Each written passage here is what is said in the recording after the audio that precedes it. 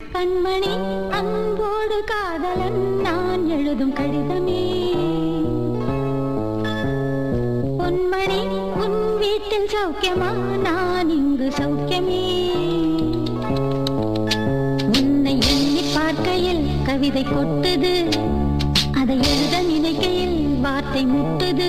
ஓஹோ கண்மணி அன்போடு காதலன் நான் எழுதும் கடிதமே.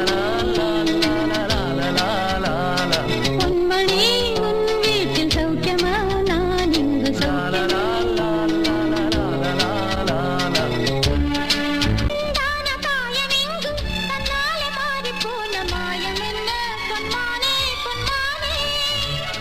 Thank you.